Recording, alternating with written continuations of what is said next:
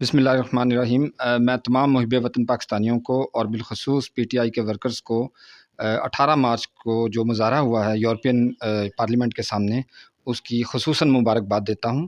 اور میری سب سے پرزور اپیل ہے کہ اب جو 16 اپریل کو ڈن ہاگ ہالینڈ میں دی ہیگ میں جو مظاہرہ ہو رہا ہے، وہاں پر آپ لوگ شرکت کریں۔